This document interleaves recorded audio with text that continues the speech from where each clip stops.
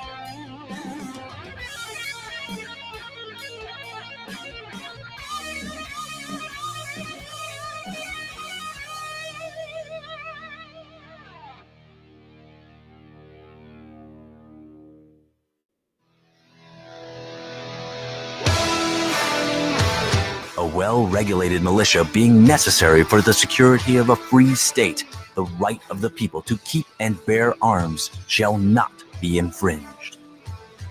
Broadcasting from the Ottoman Empire with 50,000 gigawatts of power, this is the Freedom Otter Show.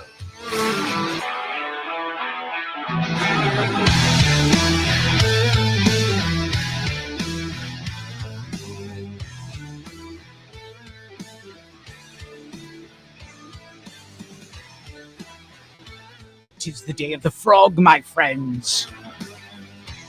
Frog day. No, it's Wednesday. Wednesday. How's it going? It's hump day. Hope you're having a good one so far. The week, it's halfway done. It's all downhill, baby. That's where we're at. Hey, make sure you like, share, and you subscribe, whether it's here on Rumble or maybe it's over on YouTube. I prefer Rumble, though, but, you know, beggars can't be choosers. Make sure you get down in the show notes. I got the Discord link. You can join the two-way community, be a part of that growing community, and sound off. Let us know what you think. Also, don't forget to leave a comment. Let me know. Do you like the show? Do you hate the show? Tell me something. Do I look fat in these jeans? I don't know. Also, make sure you check out the merch store. OttomanEmpire.creator-spring.com. We got some great stuff over there. T-shirts, hoodies, sweats. We got coffee mugs. We even got vinyl stickers. Slap them on something, you know. Got a gun safe, slap it on there. Whatever. Head on over there, OttomanEmpire.creator-spring.com. Everything you buy there goes towards this show and builds up this show and the community and the studio and everything else. Oh, yeah. How's tings? How you feeling today? It was an interesting day today. I got to admit that. Especially, you know, I'm in the office, and you know, it was. It's usually in the morning. It's kind of slow, so I've been doing the show prep earlier than I used to do when things were kind of busy in the office. So, you know, I'm getting stuff done a lot quicker. And everything. But I was really motivated this morning because last night I watched Colion Noir's video about our first story, and it just really got me upset. It really does, because basically it's just the whole thing in general just really stinks. Not just for the person this happened to, but for all of us, simply because of also how they figured out what was going on. Yeah, and we're going to talk about that right now. We're going to get into this. New York man gets 10-year prison sentence for building guns. We're talking about Dexter Taylor. New York's war on the Second Amendment has claimed another victim. Dexter Taylor, a software engineer from Brooklyn, has been sentenced to 10 years in a state prison for building several firearms. Taylor wasn't accused of trafficking any of the home-built guns, but a judge still threw the book at him when he was sentenced this week. Brooklyn DA said the authorities recovered 13 weapons from the apartment of Dexter Taylor, 53, including assault weapons, handguns, and rifles, prompting his arrest and conviction of second-degree criminal possession of a weapon and other related charges last month, according to a news release.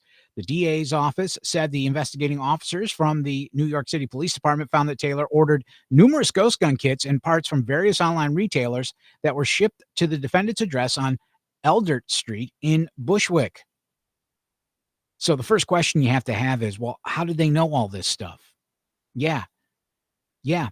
They're getting credit card info, whether it's from the credit card company giving it to them or them requesting it en masse or something like that. But yeah, where's that privacy? Where's that Fourth Amendment, you know? I guess that's gone now. Start paying cash, ladies and gentlemen. We're back to a cash society, just like Japan. They've got they got EBT cards, debit cards, all that kind of jazz. They still use cash primarily. Maybe that's what we got to do. Go back to cash.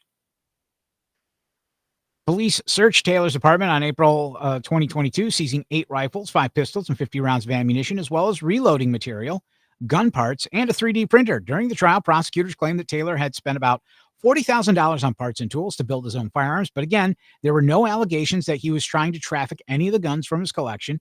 His most serious crime was building and possessing firearms without a license. And there we go. That's the whole crutch of this case. This is what it's all built on, that he didn't have a license. So what does that tell you right there? There's no license for a Fourth Amendment. There's no license for a First Amendment. There's no license for a Fifth Amendment. There's seriously no license for any other amendment. But freedom, they always say, what about driving? Driving is not a constitutional right. It's a privilege. You can still buy a car. If you got enough land, you can drive it on that land all you want without registering it. No inspection, no nothing. As long as it doesn't go on a public road, they won't bug you. I mean, come on. But still, you need a license to exercise constitutional rights. What is this? According to Taylor's attorney, the judge in the case instructed them at one point not to bring the Second Amendment into this courtroom, telling them it doesn't exist here. So you can't argue Second Amendment. This is New York. And that right there, ladies and gentlemen, coupled with the 10 years that he was sentenced, even though he has no record whatsoever, no violent record, is going to be the basis for the appeal.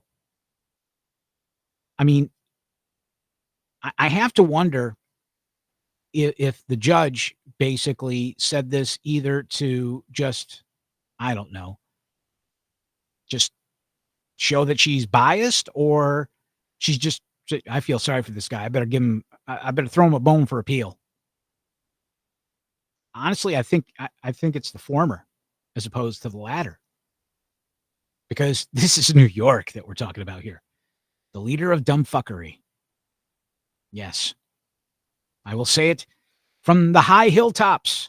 I will sing it from Mount Marcy in the Adirondacks to the top of the Empire State Building in New York City. Actually, I won't do it from New York City. I don't want to go anywhere near that joint. I don't even want to step foot in that place. You seen that place lately? Forget about it. I ain't going anywhere near there.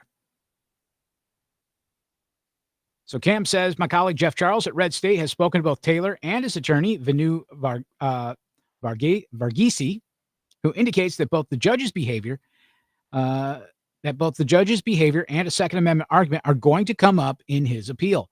So, I kind of have to wonder, did the judge tell the defense attorney, no, you can't. You're not allowed. It can't happen. Holy cow. Crazy Goffo. Goffo's in. There's somebody that probably shouldn't have a firearm. No, I'm just kidding. I'm kidding. Although I would keep him away from goldfish. You don't want to ask. You don't want to know. You don't want to know.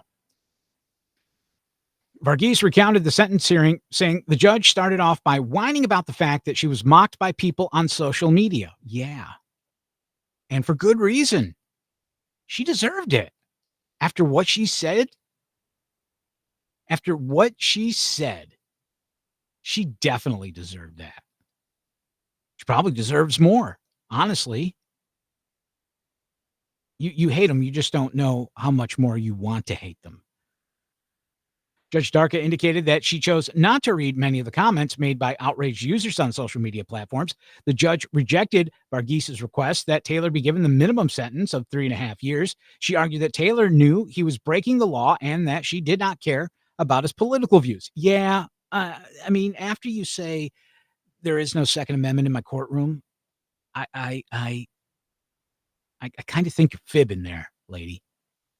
I'm not going to call you Your Honor, Judge, and you're fibbing, lady. And I use that term loosely.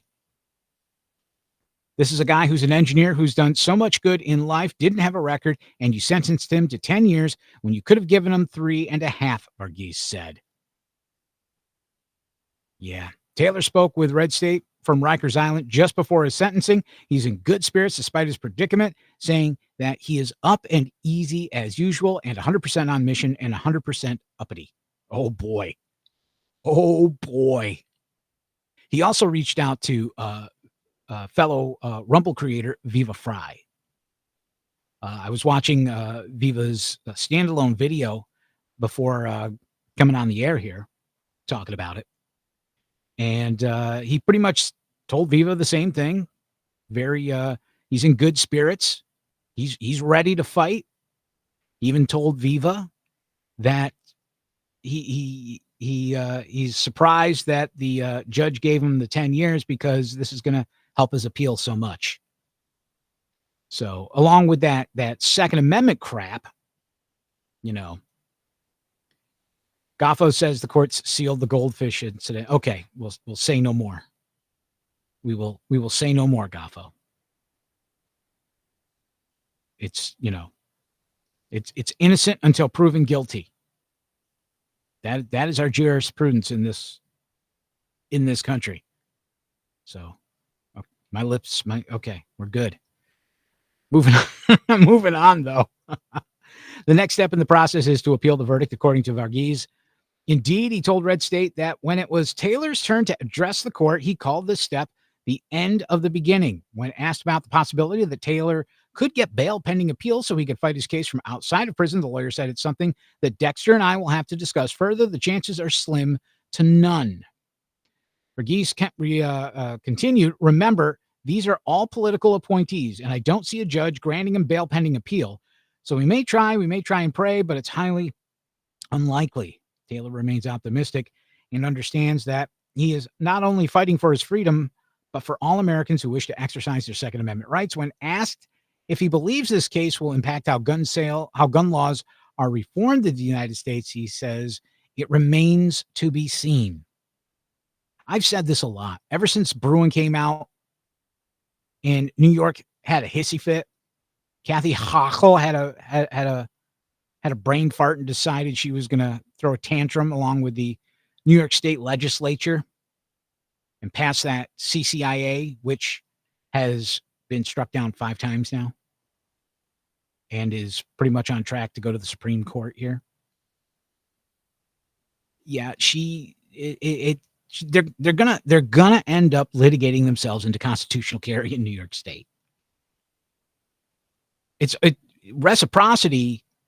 There's already a suit in New York as well as California for reciprocity of firearm permits from other states because New York and California do not recognize any other state's firearm permit or concealed carry permit. And the only way to get a New York permit, which I've already ranted earlier in the show, so I won't bore you again with it. License, permit, whatever you want to effing call it. But you have to own property in New York in order to apply. if you don't have property and you're from another state and you've got, let's say Tennessee, you've got your concealed carry permit for reciprocity in other states, even though Tennessee is a constitutional carry state. You go and you get your CCW in Tennessee. It's no good in New York State. No good at all. So basically, New York and California are both saying that your constitutional rights stop at the border. Well, certain constitutional rights stop at the border, at the state line. So that's going to get litigated.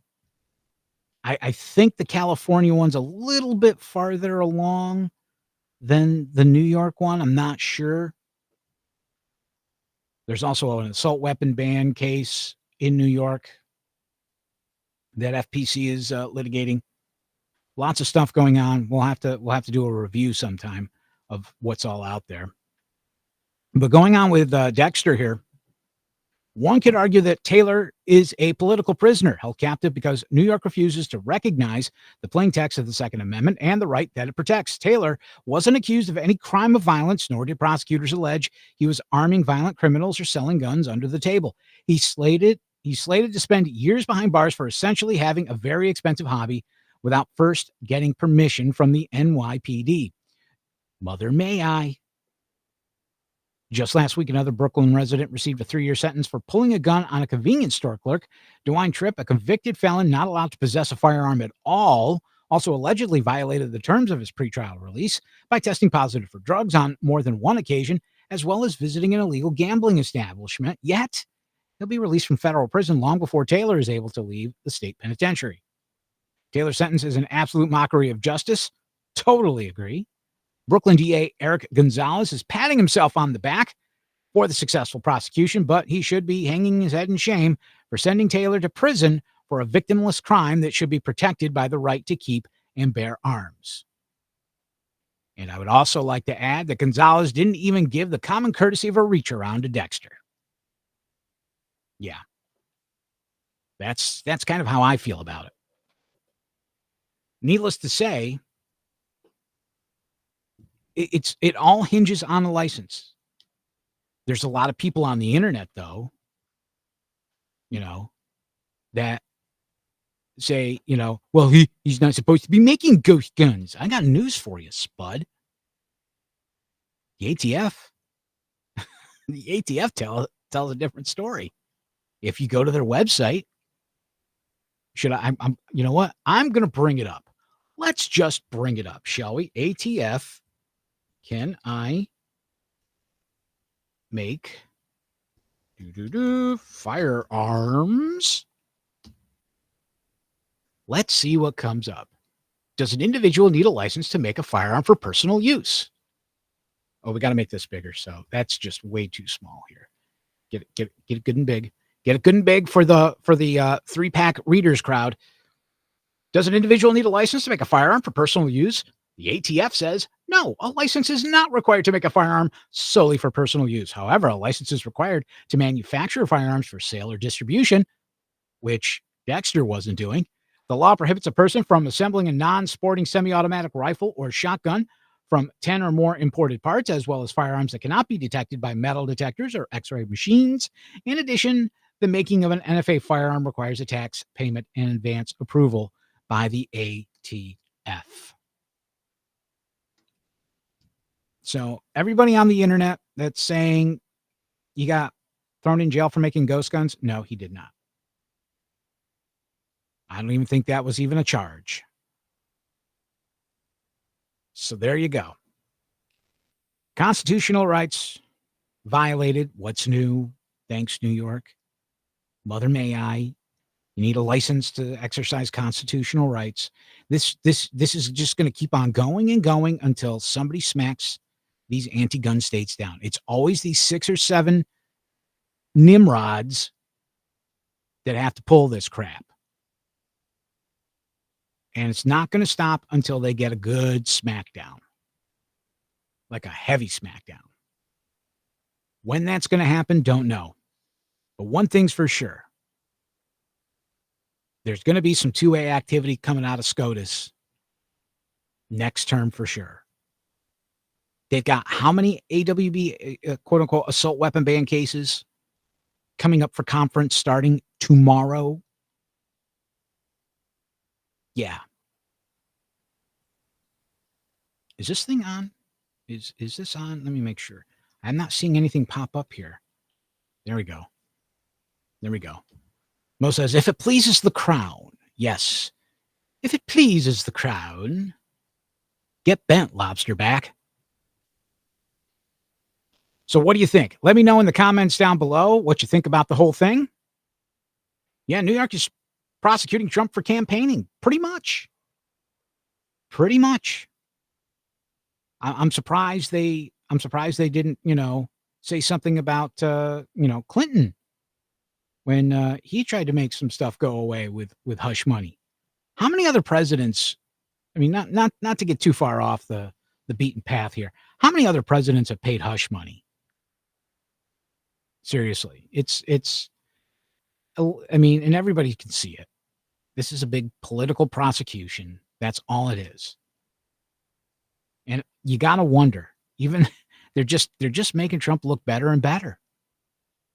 They are. I mean, a lot of the polls in this, like 5 of the 6 swing states, I think it was, he's beating Biden. But word of caution, none of us get complacent about this. If you want to see Biden out and you're going to vote for Trump, not because you like him, but because he's the lesser of two evils or whatever, don't get complacent. Don't get complacent. Don't think, he's got this, and then just skip it. No.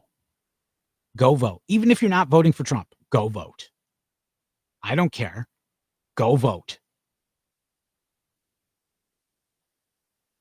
And the chips will fall where they will. It will be God's will, the people's will, however you want to look at it. That's what it's going to be. But Dexter Taylor, for sure.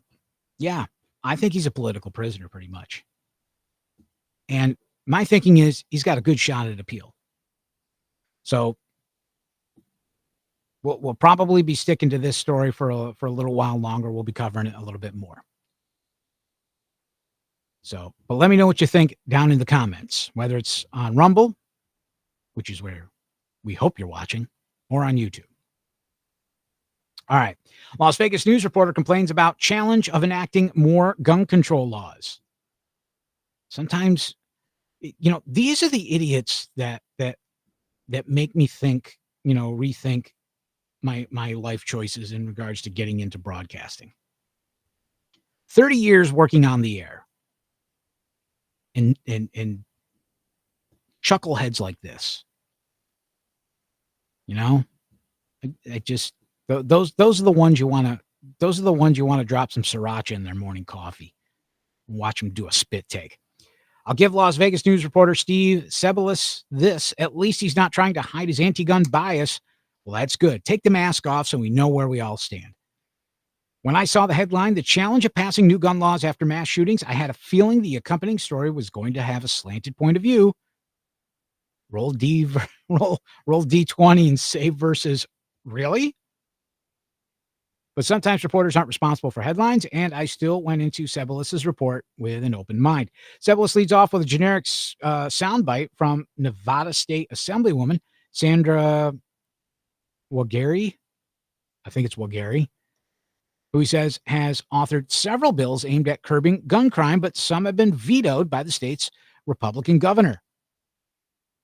Good.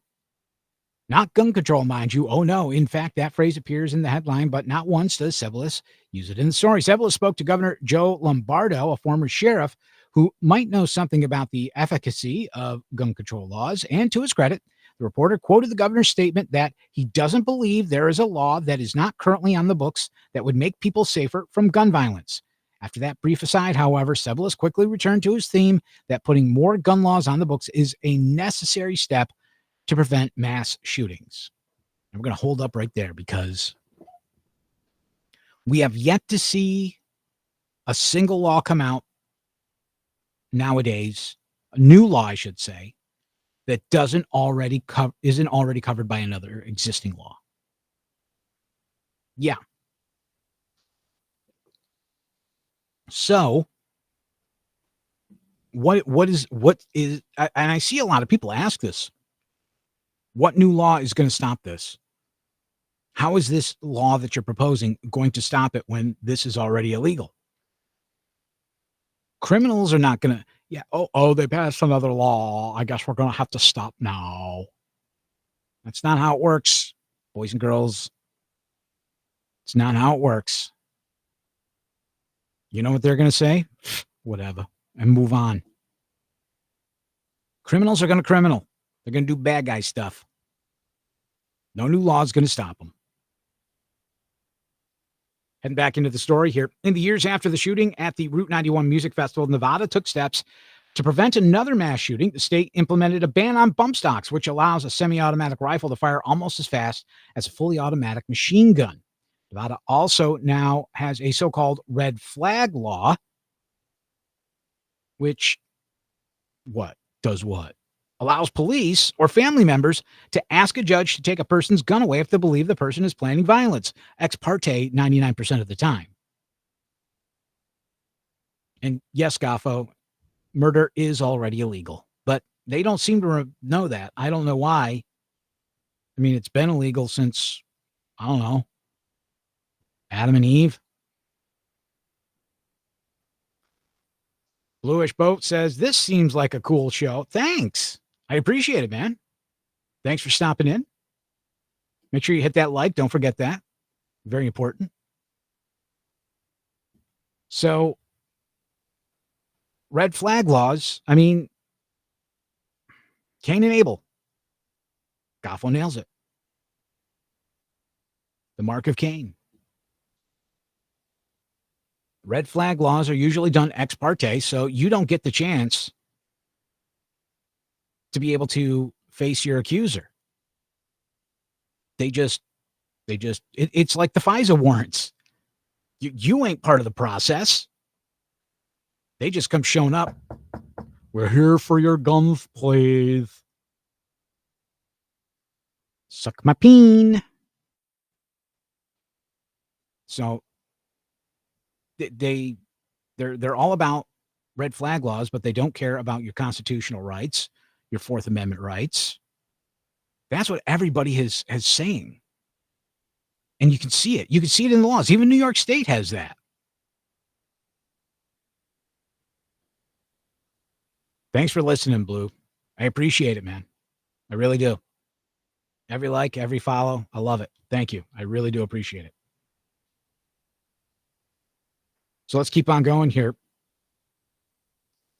Restrictions on so-called ghost guns were also tightened. What the F is a ghost gun? Tell me that one.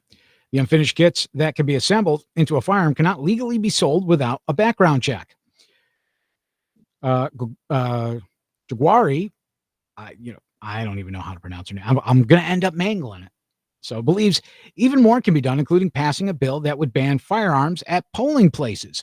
In a place which is a sacred place, a place where people go and exercise their right, their most fundamental right, the right for their voice to be heard, they should be able to do that free from intimidation, she said.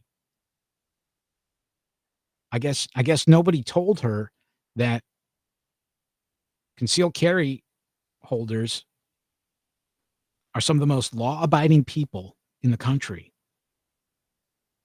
0.08% are usually arrested for a crime. 0.08%.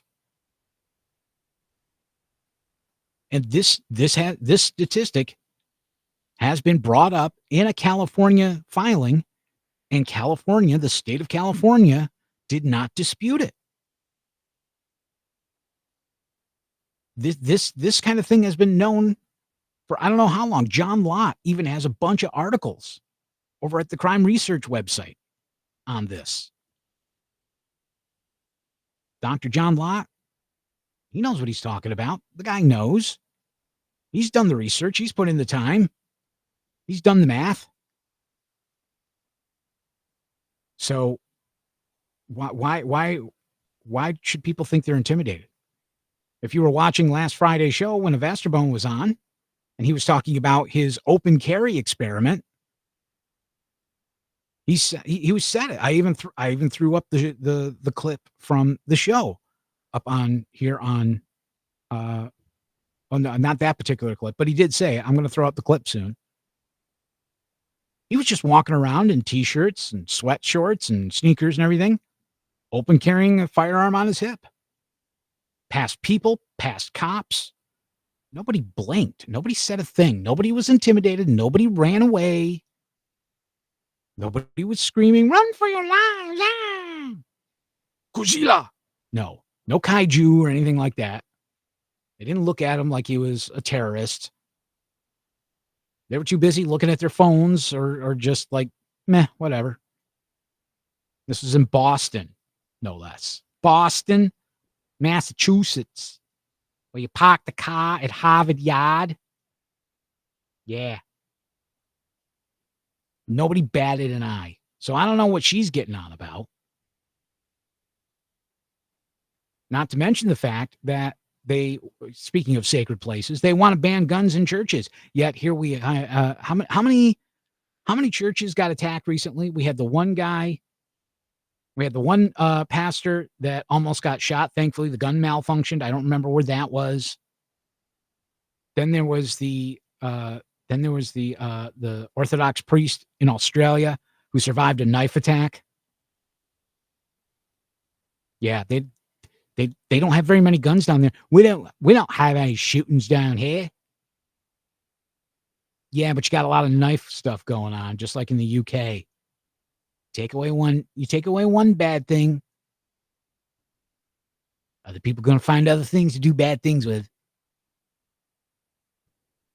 The gun is not the problem, it's the person. Let's just get that one out of the way. So let's keep going with the story, except that's not what what's her name's Bill did. Yeah, that's her new name. What's her name? Yes, there was a felony crime created for carrying a gun within 100 feet of the entrance of a polling place for someone with the specific intent to disrupt, interfere with, or monitor the administration of the election, the counting of votes, or any person who is voting or attempting to vote. But the bill also created a misdemeanor offense simply for carrying without any intent to intimidate or disrupt the counting of votes. What's more, the legislation also contained numerous provisions completely unrelated to voting that would have prohibited anyone in the state from possessing or purchasing an unfinished frame or receiver. Oh, I see. They're trying to slip something in under the radar. Got it. Sebelis allowed What's-Her-Face to have the last word in his report, which is another trick that reporters can deploy to reinforce the implicit message in their ostensibly neutral coverage, quote-unquote neutral. We never hear from any gun owners who might have been impacted by the law, nor the attorney or scholar who could point out the legal problems with the Democrats' gun control agenda. The message is simple and hard to ignore. Even if Sebelis never comes out and explicitly says it, the state needs more gun control, and Republicans are standing in the way. Yeah.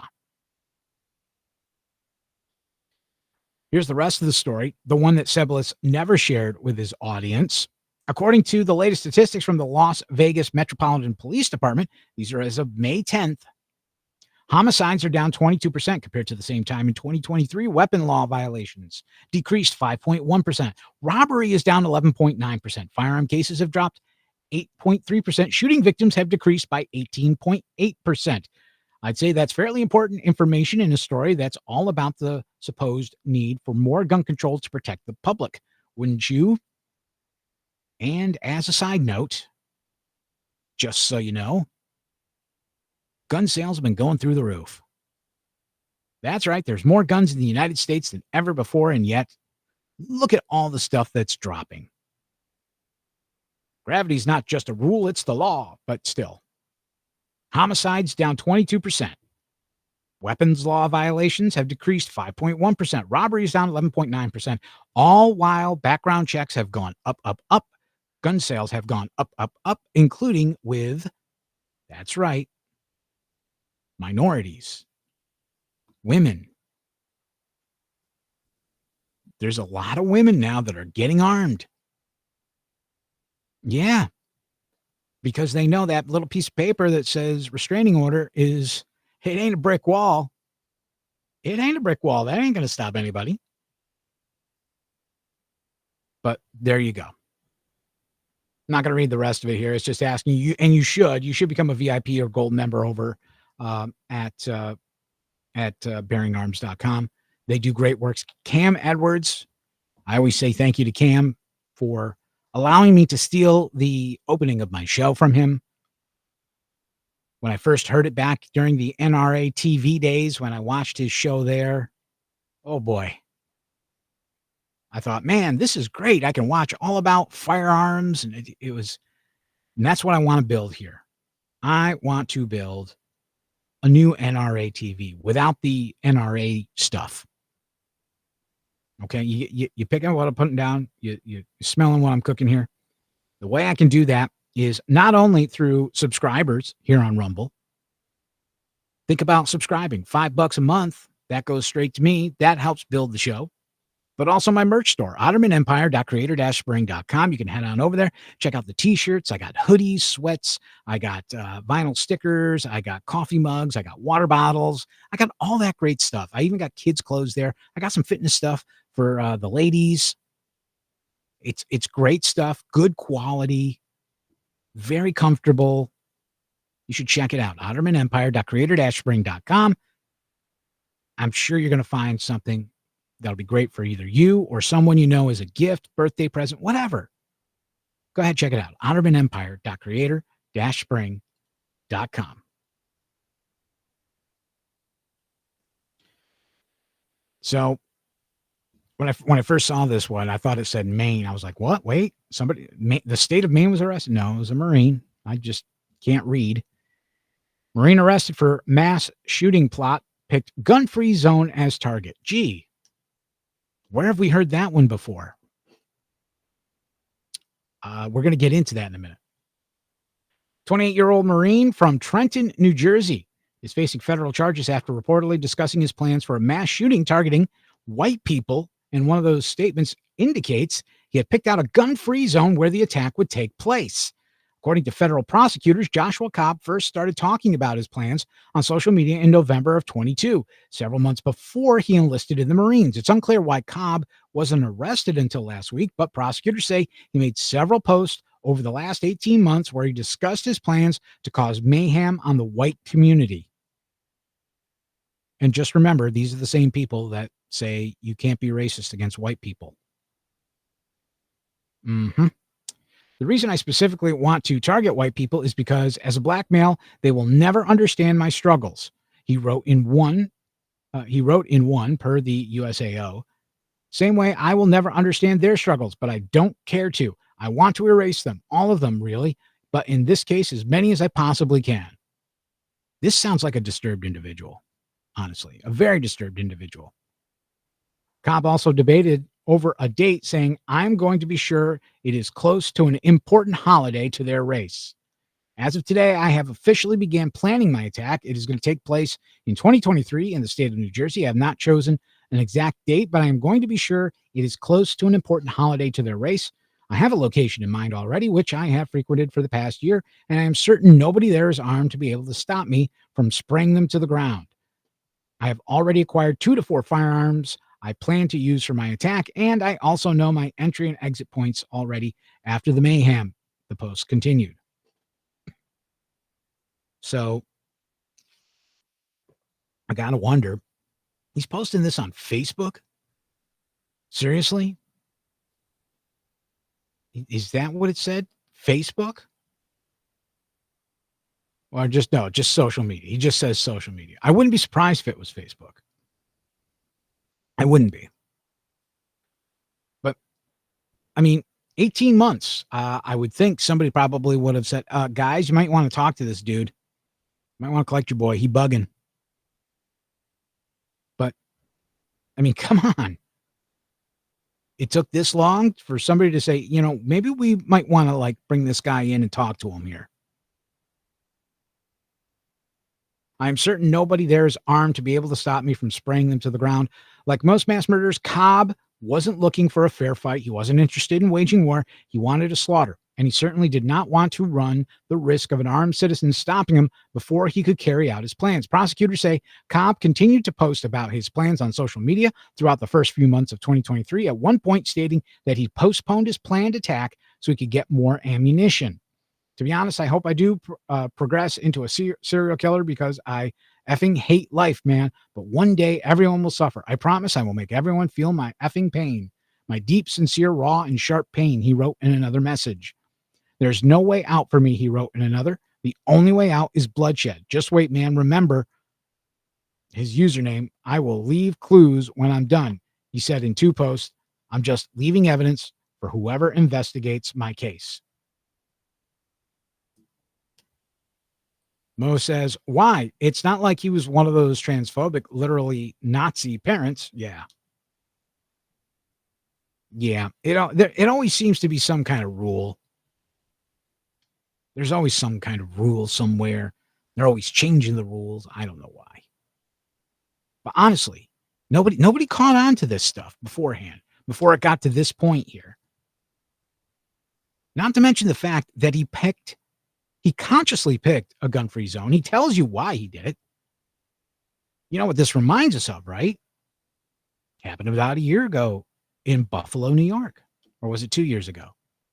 The Tops shooting. The Tops Market shooting.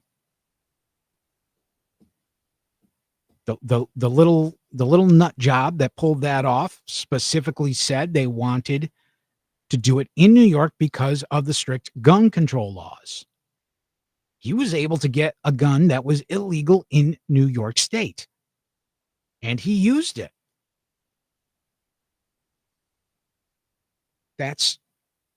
None of the gun laws in New York State stopped him at all. Nothing. This guy here, this Cobb dude, I mean, how much you want to bet he was getting all that stuff legally in New Jersey? All the while he's posting on social media. I'm kind of wondering, after the first couple posts, people will be like, yeah, we really need to get somebody to look at him. But there you go.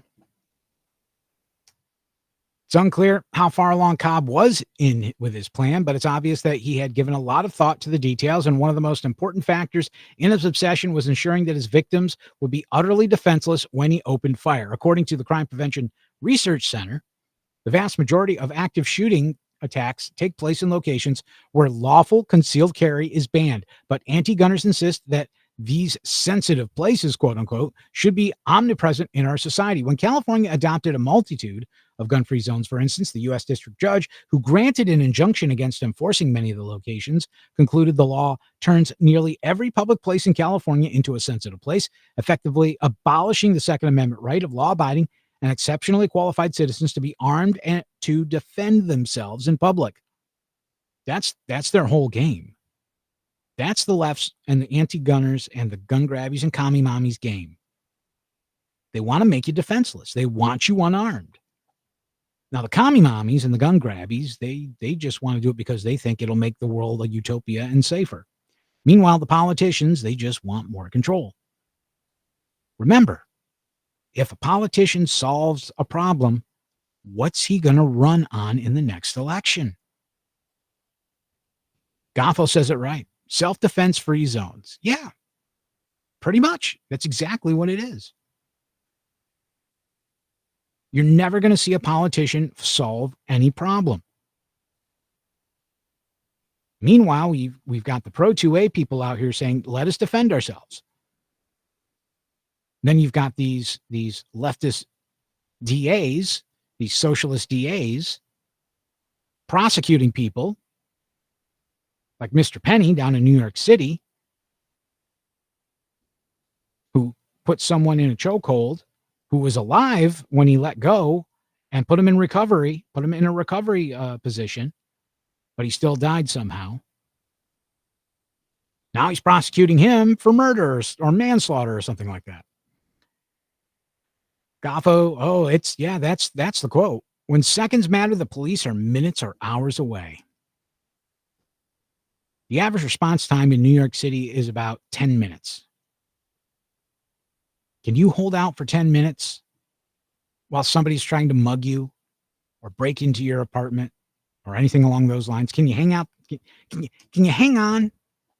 That's like the operator on. Can you hold on a minute? We're trying to get somebody over to you. Can you hide in your closet? They want us defenseless. It's that simple. Because it's their power trip. It's their control. That's what they want. And that's why we got to fight them back. We got to fight hard. Someone intent on slaughtering complete strangers isn't going to be stopped by a sign that says "No guns allowed," as cops' social media posts indicate. If anything, they're actively looking for those signs because it represents a target-rich environment where they can carry out their attack without fear of facing returning fire. Cobb's arrest should be a wake-up call for New Jersey politicians who are doing everything in their power to prevent citizens from bearing arms in self-defense. I suspect, however, that they'll continue to bury their heads in the sand, proclaim the more gun control is the answer, and continue to infringe on our right to armed self-defense by pretending our disarmament is necessary for the public. 230 grain, 45 ACP is far faster than 911. Oh, yes. How many feet per second is that? I don't have any 45. I'm all 9mm here. Most of my stuff is 1,200 feet per second. Much faster than 911. Yeah. Needless to say, somebody breaks into my house. Yeah. But what do you think? Gun-free zones. They a good idea? No. God, no. 700 to 800 feet per second for a 45. Okay, 230 grain. Okay. Thank you, Goffo. I could have looked it up, but I figured, your hands were free. I'm running the board here. So let me know down in the comments what you think about this. Gun-free zones? Why wasn't this guy picked up sooner? What I mean, the tops market thing here in New York. New York is like one big just shooting gallery nowadays. I'm surprised nothing has happened in upstate. God forbid anything does. Knock on wood. New York City, that's a whole nother story. I keep saying, disconnect the bridges. Get out now, disconnect the bridges, and let nature take its course. That's where I'm at. All right. Possibly the next to last story. We'll see. I might have one more in me. Big week for SCOTUS and the Second Amendment. Oh, boy. Some good news. Oh, boy, oh, boy, oh, boy. On Thursday, tomorrow, the Supreme Court is set to consider whether to accept challenges to quote-unquote assault weapons bans in Illinois and Maryland at this week's conference. But that's not the only 2A issue coming before the justices this week. A case called Swar v. New York City is also scheduled for consideration in conference this week. That lawsuit taking on New York City's good moral character standard for residents trying to exercise their right to keep a rifle or shotgun in their home, a statute found unconstitutional by a district court judge, but allowed to remain in effect thanks to an inexplicable decision by the Second Circuit Court of Appeals. The Second Circuit, of course, totally overrun with liberal activist judges. That's basically what they are. I'm surprised. I mean, it's just as bad as like the Ninth Circuit or even the Fourth Circuit. The Ninth Circuit's usually they're usually the quote unquote usual suspect when it comes to knocking down lawsuits that are challenging gun control. But hey, attorney Amy Bellatoni first asked SCOTUS to intervene on behalf of her client back in March, but her request for an emergency application to vacate the Second Circuit stay was summarily rejected by Justice Sonia Sotomayor on April 4th. The following week, Bellatoni resubmitted her request to Justice Clarence Thomas. Instead of accepting or rejecting the request, Thomas has submitted the question to the full court. In her initial request, Bellatoni notes that the district court judge who found New York's good moral character and good cause to deny clauses unconstitutional did so after the state failed to come up with a single historical analog that could justify the broad and vague powers granted to the licensing authority. That was made very clear in NYSERPA v. Bruin. You can't have a subjective standard for these licensing regimes. You can't do it. You can't do anything subjective like that. But do the lower courts, these inferior courts, listen? No. Come on. They just bat their eyes. They shoot the puppy dog eyes at them.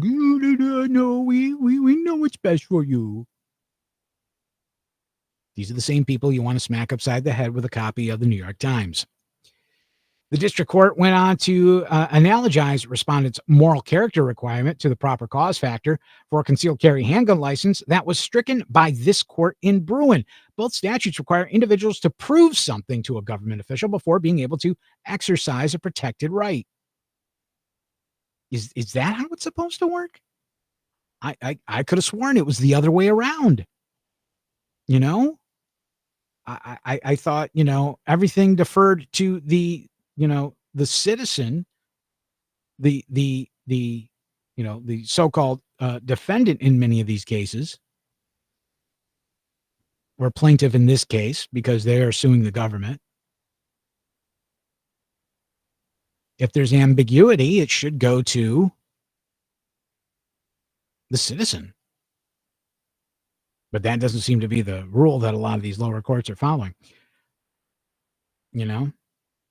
Hearkening to Bruin's discussion, contrasting outlier may issue regimes like New York's, under which authorities have discretion to deny concealed carry licenses, even when the applicant satisfies the statutory criteria, with shall issue regimes where authorities must issue concealed carry licenses whenever applicants satisfy certain threshold requirements without granting licensing officials discretion to deny licenses based on a perceived lack of need or suitability. The district court correctly observed that respondents' regulations land very close to the problematic may issue laws criticized in Bruin. Gaffo's asking, what protects your First, Third, Fourth, Fifth, etc.? Second Amendment's supposed to protect it. Our elected officials are supposed to help protect it. They ain't pulling their weight. First thing they do when they get in office, their first job is get reelected. They're right back into fundraising mode. You ask them, they'll tell you. They won't lie about it. They'll tell you. The district court concluded that 10-303A2 and A9 suffer from the very same constitutional flaws under Bruin, observing that Section 10303 fails to define good moral character in further detail. The court held that, without doubt, the very notions of good moral character and good cause are inherently exceedingly broad and discretionary. Someone may be deemed to have good moral character by one person, yet a very morally flawed character by another. Such unfettered discretion is hard, if not impossible, to reconcile with Bruin. The district court then turned to whether respondents meet their burden under the Bruin test, but found they failed to produce any historical analog for investing officials with the broad discretion to restrict an individual's Second Amendment rights based on a lack of moral character. Respondents offered examples of criminal laws, loyalty oath requirements, and surety statutes, laws preventing dangerous or potentially dangerous people from possessing firearms, which the district court found are hardly analogous to denying someone their Second Amendment rights based on a city official's discretionary determination that the person lacks good moral character. The latter is far broader and sweeps in significantly more conduct. So yeah, they're saying, their thing is, trust me, bro, because these laws say, trust me, bro. No, they don't. They don't say that. The surety laws, you basically paid bail for your gun, essentially. That's what the surety law was. You basically paid bail. You got arrested. They say, okay, look, we're not liking what you did here. And you're armed. So here's what we're going to do. You're going to give us $25, and you can keep your gun. If you stay out of trouble and the judge finds you innocent or you get pardoned or whatever, you get your money back. It was basically bail for a gun. That's what surety laws were, essentially. So nothing like what they're saying here. That just some fat guy behind a desk and just say, actually denied. You know that actually meme? Actually denied. Yeah. Drool running down his chin. He's got gaps in his teeth that are like freaking big enough to drive a Hummer H3 through. You know what I'm talking about, right? When New York City officials appealed the judge's order to the Second Circuit, they quickly got the relief they were asking. A 3-judge panel stayed the lower court's decision and allowed the NYPD to continue to use good moral character, or lack thereof, as a reason to approve or deny permits, pointing to a similar preliminary ruling regarding pistol licenses that are being challenged as part of Antonyuk and other lawsuits taking on the state's Concealed Carry Improvement Act. But Bellatoni argues that the Second Circuit provided no real analysis before reaching its decision. If it had, Bellatoni believes the panel would have no real choice but to uphold the district court's findings. Well, that's what they'll do. They'll just half-ass it and say, yeah, okay, you know what? You're right, but you know, we're going to be cautious. We're still going to put a hold on our decision. Which is one of the dumbest things, and I've seen a lot of other 2A advocates, even lawyers, rail on this. You just said it was unconstitutional, yet you're still allowing it to be enforced. Why? These lower and SCOTUS has done this too. This is not just a lower court thing. This is also SCOTUS. SCOTUS has done this too. So that's a problem we definitely need to address at some point. But we've also got we got this double-edged here where we got to fight it, and then we got to tell them, hey, look, you're supposed to side for us. When you say it's unconstitutional, that's the end of it there. You're supposed to, you know, why are you still infringing on our rights while you're deciding, you know, while the next step decides? That's not how it's supposed to work. Going back to the story here, had due consideration been given, the Second Circuit would have realized that Antonyuk is not binding on the appeal, as it involved review of a preliminary injunction, not a merits-based determination. Its moral character analysis is confined to handgun licensing. Plaintiff challenged the Concealed Carry Improvement Act. New York State's moral character statute for handguns is markedly narrower than New York City's Administration Code 10303A2. Still, any amount of discretion conflicts with the plain text and contains no analysis of this nation's historical traditions for regulating rifles and shotguns, which is decidedly sparse.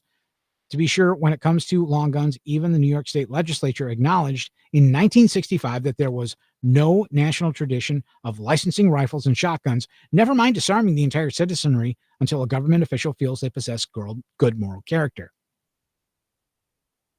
So, yeah, everything seems to go to hell after the 1960s. And I know everybody's big on Reagan. He was, you know, when it comes to the economy, when it came to national defense, Reagan was great. He was great. When it came to Second Amendment, he was shit. Seriously, he was shit. He just sucked. When he was governor of California, all right, he signed that, and if COC, California Open Carry, was in the chat right now, he could tell me exactly what the name of the law was in California that Reagan signed when he was governor, that basically started the whole gun control deluge. It was the drop that started the tidal wave, which ran right through the 80s and the 90s till 2008, when Dick Heller took on the District of Columbia and won. And from that point on, that's That's where somebody pulled the plug out from the bottom, and the water started to drain from the swamp of the Second Amendment. Slowly but surely, we're clawing it back. We're getting back those rights. It's going to take a while. The Mulford Act. Thank you, Mo. Thank you, Mo. See, I knew somebody would know. There's so much stuff. And plus, yeah. I don't need to get into it, but still. Thank you, Mo. I appreciate that.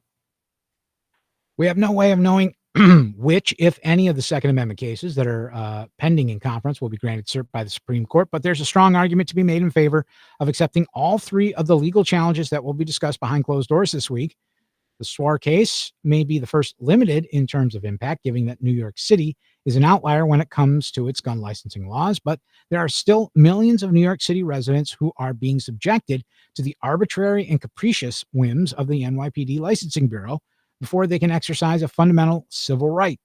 All three cases are worthy of the court's attention, and the longer the justices delay in hearing them, the worse these deprivations of liberty become.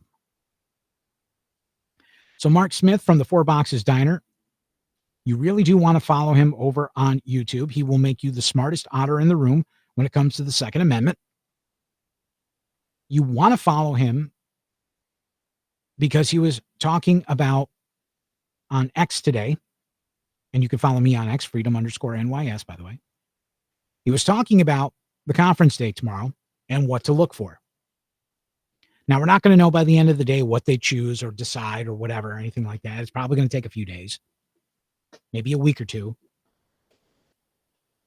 But he says if they do hold over for continuing the conference on any of these bills, it's not necessarily a good sign or a bad sign, unless they do it kind of over and over and over again.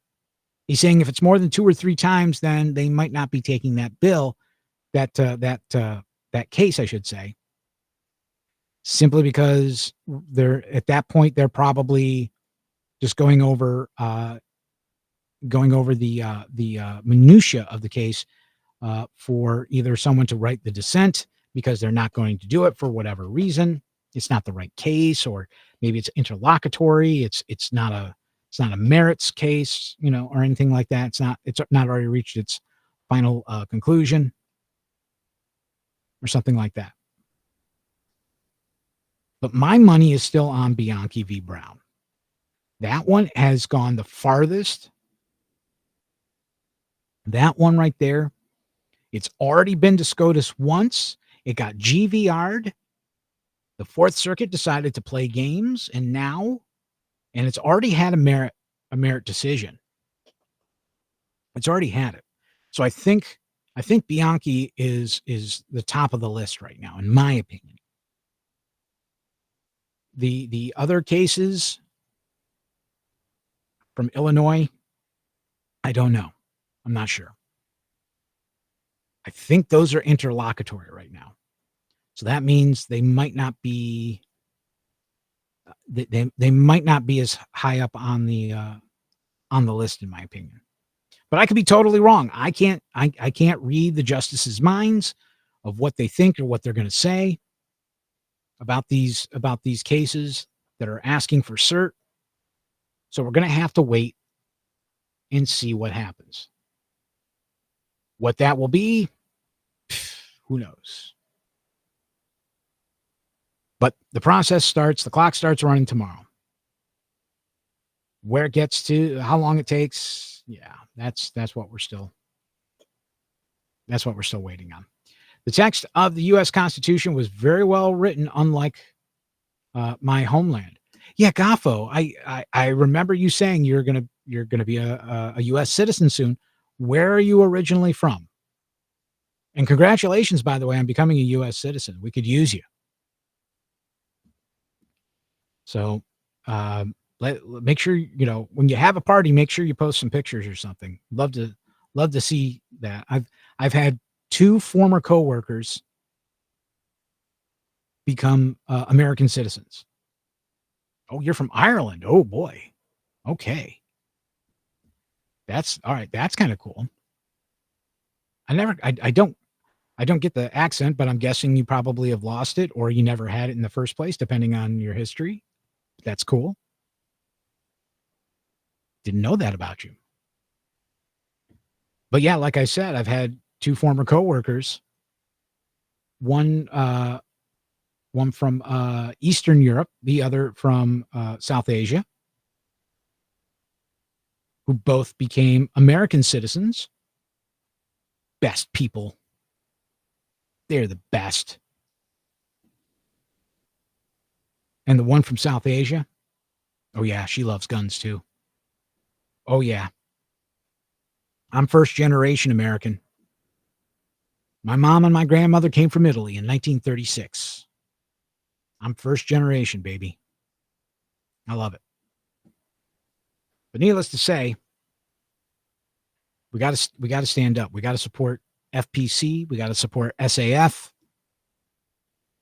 Gun Owners of America, NYSERPA, California Rifle Pistol Association, Michigan Guns, Rocky Mountain Guns, Women for Guns, all of it. We should be supporting them. Definitely. That's the only way we're going to get through this, really. The only way. But what do you think about it all? Let me know in the comments down below. Share them with me. I want to hear what you think. What do you think about the conference coming up tomorrow for SCOTUS? How about the Marine that we got off the street who was going to cause a mass, who was going to try to shoot at white people in a gun-free zone? What about that? How about the Las Vegas reporter that can't seem to get his story straight about gun control or can figure it out? Well, he's obviously not an investigative journalist.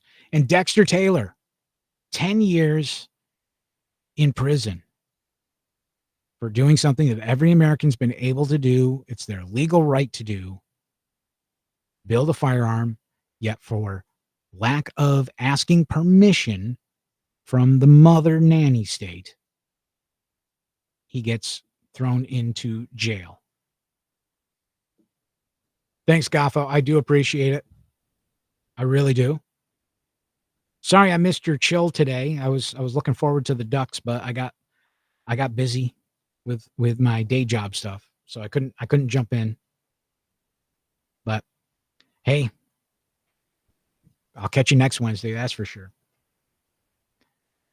Just a quick programming note. I am not going to be here Friday. That's when our normal show would be, 9:30 p.m. on Friday. So next show is going to be on Monday at 9:30 p.m.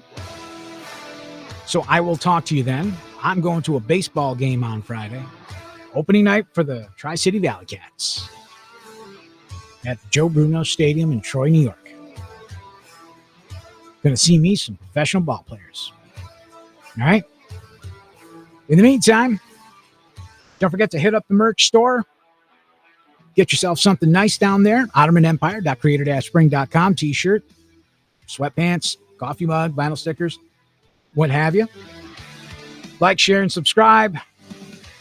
Get the word out. Stop into the show notes. Join the Discord. Be a part of the two-way community. Don't forget to leave a comment. Let me know what you think about any of the stories or the show in general. Really do appreciate it.